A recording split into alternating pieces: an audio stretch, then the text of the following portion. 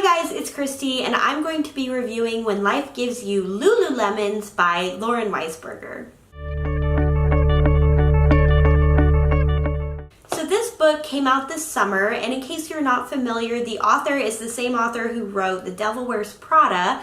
This book is actually the follow-up to Revenge Wears Prada, which was the sequel of The Devil Wears Prada. And just while I'm talking about this for a second, if you haven't seen Revenge Wears Prada, mute the video for just a few seconds because I wanted to talk about something that bothered me a little bit.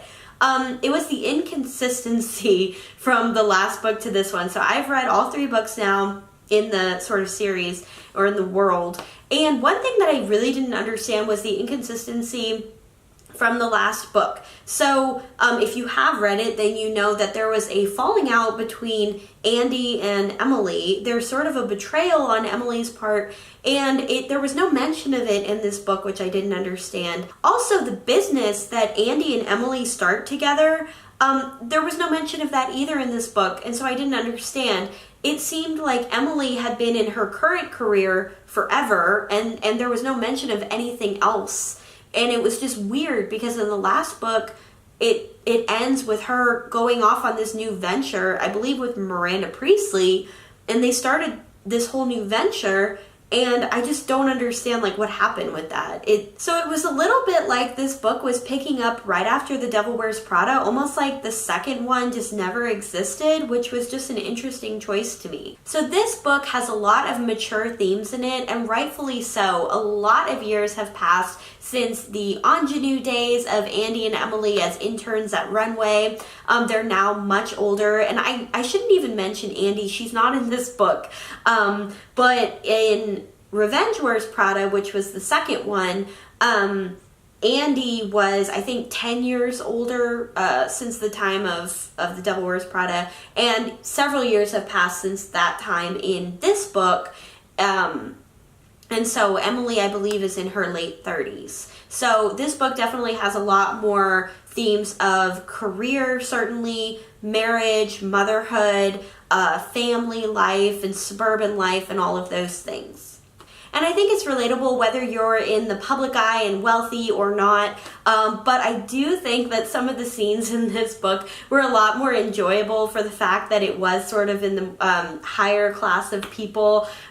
For example, a swingers party that had the cast of Hamilton was very interesting to read. So the characters in this book are Emily, as we know her from The Devil Wears Prada. She is now married without any children. She is working as an image consultant, and she's having some problems in her career. She's sort of getting phased out by this other woman who is younger and sort of stealing her clients from her. So she's going through a bit of a hard time with those things, and also in her relationship trying to figure out how they can still keep things spicy even though they've been married for a while. So the second main character is Miriam, who is Emily's friend. She's doing the suburban mom-wife thing. She and her husband recently moved from New York into the suburbs, and she's kind of struggling a little bit, trying to figure out her identity, trying to keep herself busy, and she's meeting a lot of these other suburban moms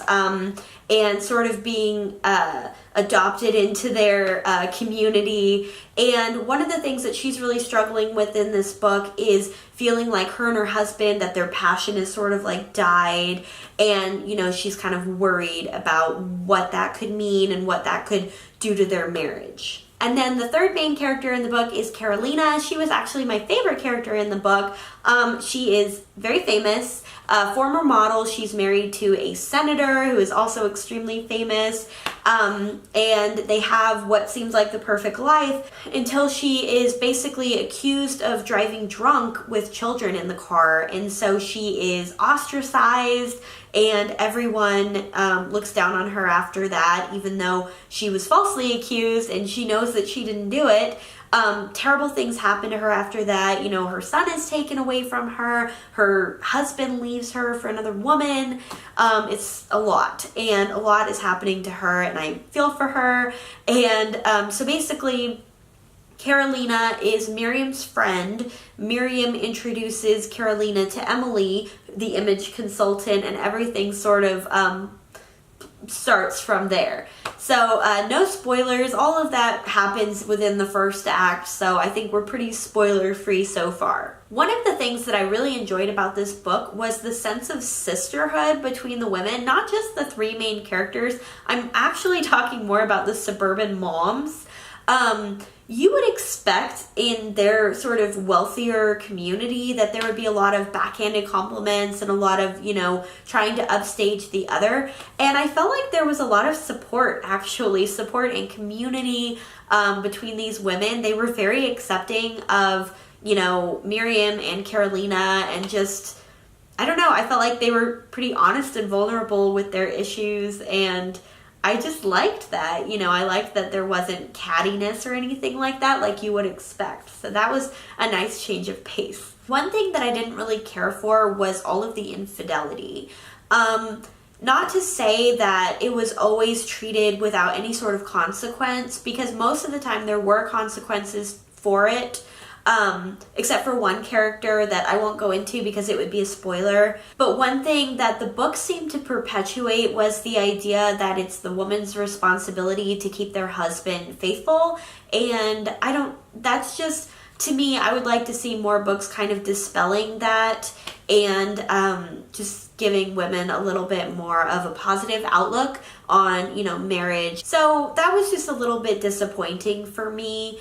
But, you know, it was the story. That was part of the plot, and so that was just the story that was being told. So I think maybe I'm just a little bit biased in that area. So otherwise, it was an enjoyable and fun summer read, especially if you're a fan of The Devil Wears Prada, then you should definitely give it a try. If you want to see the stories play out, you know, particularly with Emily, as we've grown to love her from the original story. Another great thing about the story is that we get to see Miranda Priestley again in all of her glory. She is such a fun character to read and watch. I'm really hoping that they do another movie. You know, I would love to see them turn Revenge Wears Prada into another film.